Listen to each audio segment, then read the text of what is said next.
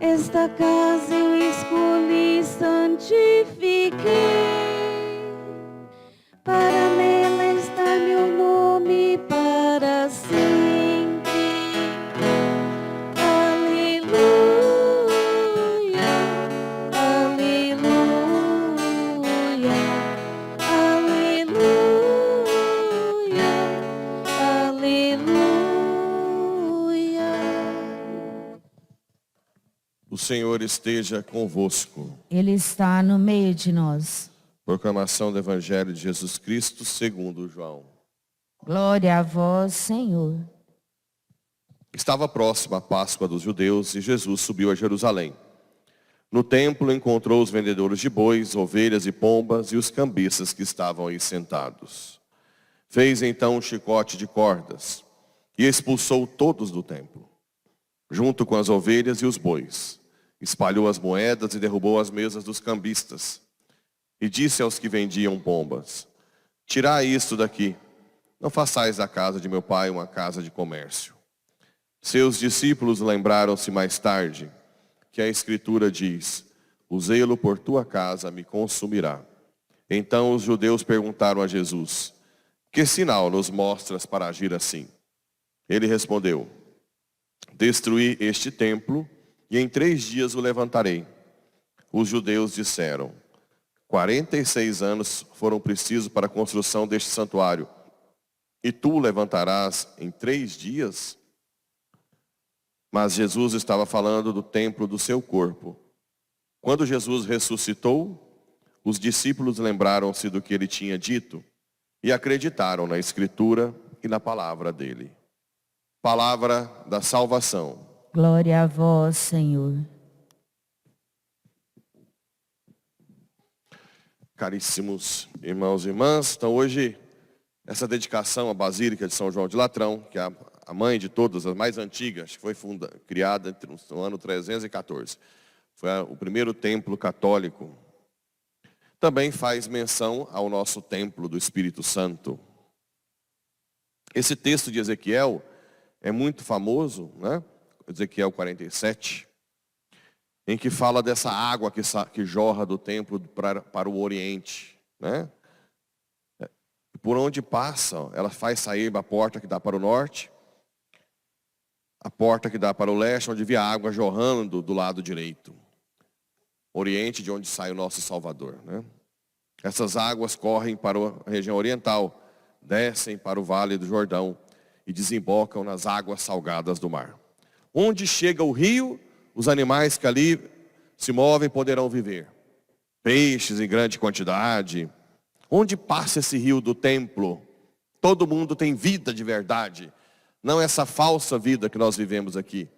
As pessoas que estão longe do templo de Deus não têm vida, né?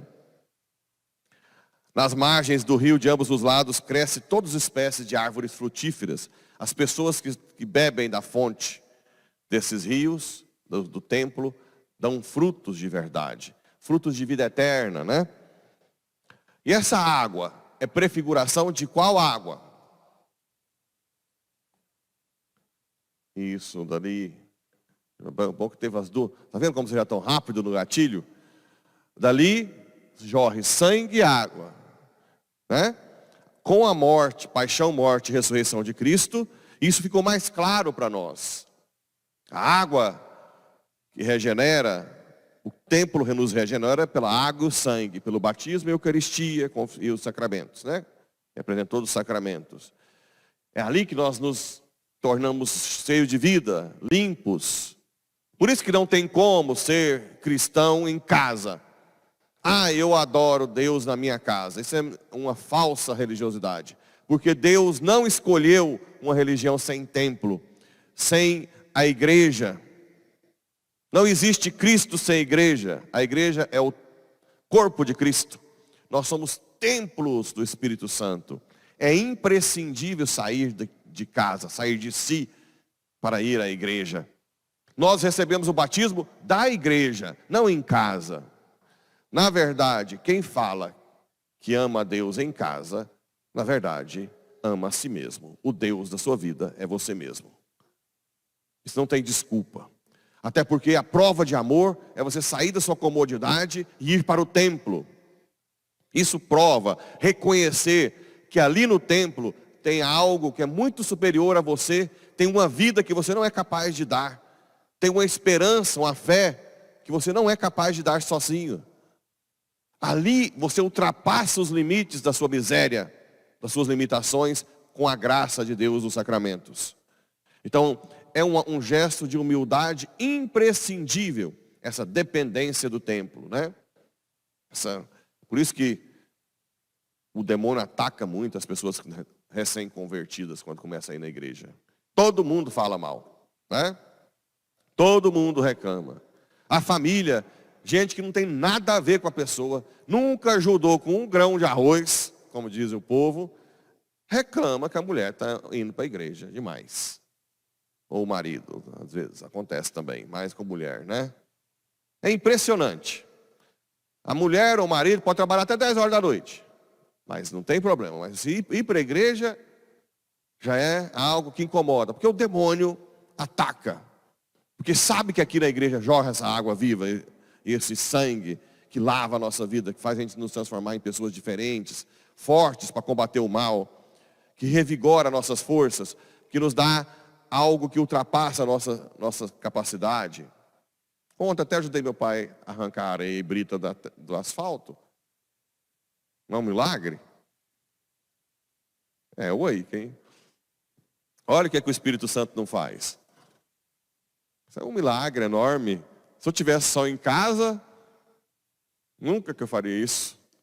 E ficar cada vez mais preguiçoso, cada vez mais filho de papaizinho, cada vez mais chato. É o Espírito que faz a gente sair dessa nossa condição miserável. Não é? É a igreja que renova. É a igreja que nos faz novos. É a igreja que renova o amor do casamento. Ah, o amor acabou. Mentira! Você que nunca rezou na vida. Acabou a oração. Porque como é que acaba o amor se Deus é a fonte do amor? É Ele que renova o amor do casamento. Todo mundo, quando com o tempo, eu não casei não, mas eu imagino, pode casar com a pessoa mais bonita, com o tempo acostuma com a beleza. Fica só os enjoos, né? Os defeitos. Para aguentar tem que ser com o Espírito. Fazer um amor novo. E tem gente que realmente, né? Chega nos 90 anos de idade e fala, nossa, para mim é o mesmo amor, ou maior. Né? Você é uma minha menina. Não tem isso de vez em quando na internet, a gente vê aí. Pessoas que conseguem renovar. É o Espírito que faz nova todas as coisas. Que está na igreja. Ah, mas o Espírito Santo está em todo lugar. Sim, Deus está em todo lugar. Mas você está nele? Deus é Espírito, você é corpo. Você faz um sinal de renúncia de um tempo seu para estar com Ele, né?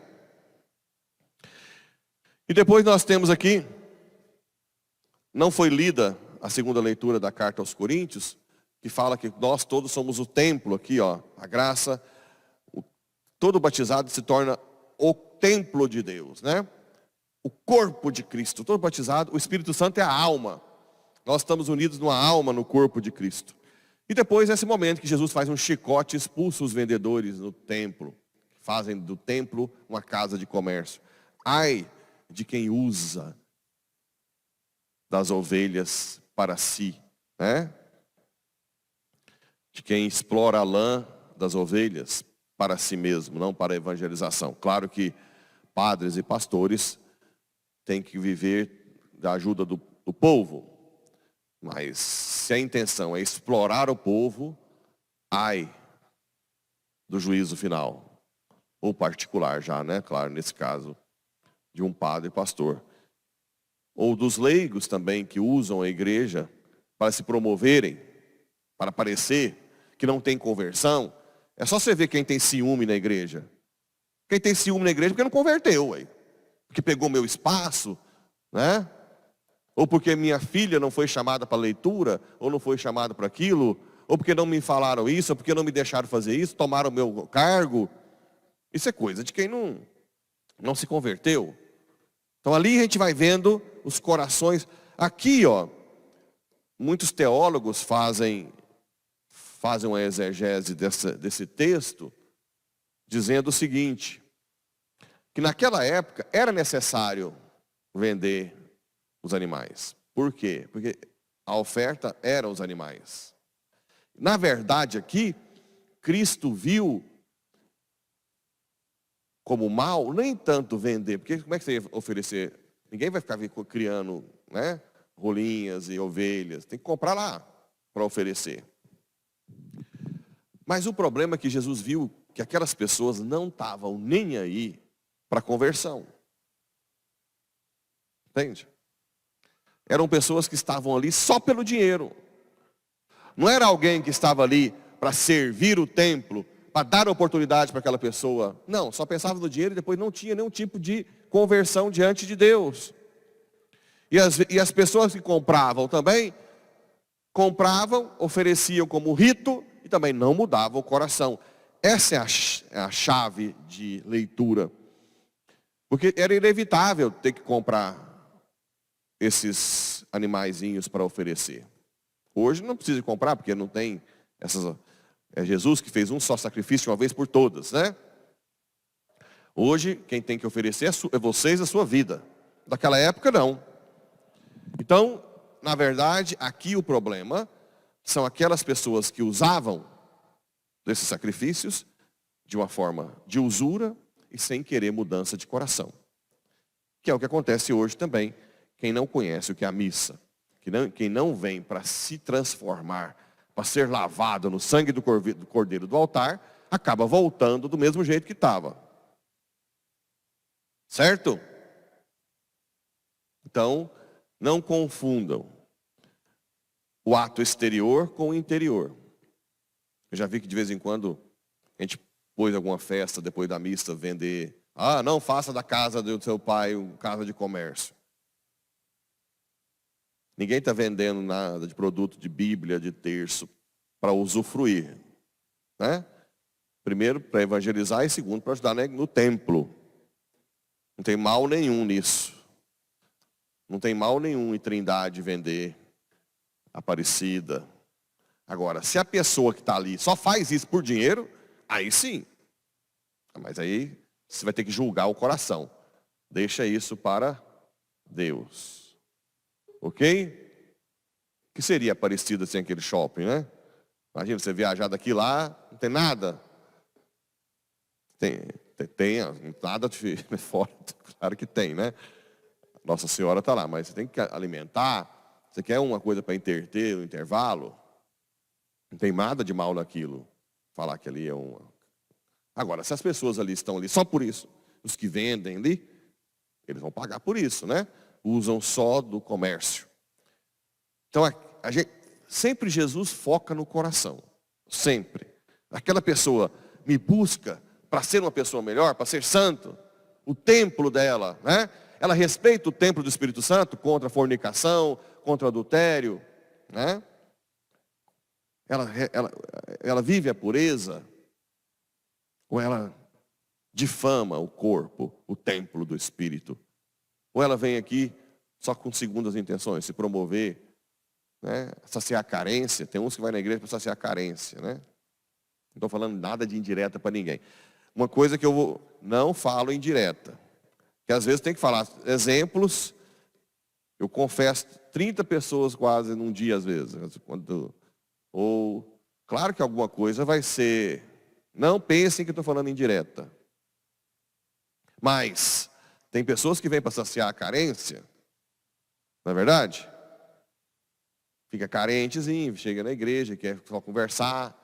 Aquelas pessoas que conversa, não está nem aí para os sacramentos. E assim por diante, as pessoas invejosas, ciumentas na igreja, eu já falei, isso são sinais que precisam de conversão. Precisa de conversão. Então hoje é o dia de nós pedirmos essa graça do Espírito Santo. Que no dia da Basílica de São João de Latrão, a mãe de todas as basílicas, Deus renove o nosso templo, o nosso corpo, o nosso espírito.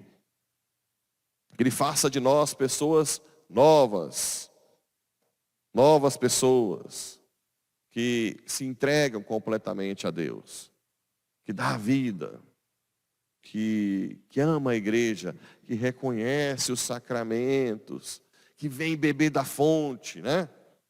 Que vem aqui, padre, eu preciso confessar, padre, me dá a Eucaristia, padre, eu quero adorar o Senhor, padre, põe mais tempo Jesus para nós. Essas pessoas que bebem dessa água continuamente e que automaticamente, como diz o texto de Ezequiel, tem vida, tem brilho no rosto, né? Que realmente se transcendem, dão frutos de vida eterna. Que nosso templo seja cada vez mais frutuoso, que nossos fiéis sejam cada vez mais nutridos por essa água e transfigurados, configurando-se a Jesus. Assim seja. Amém.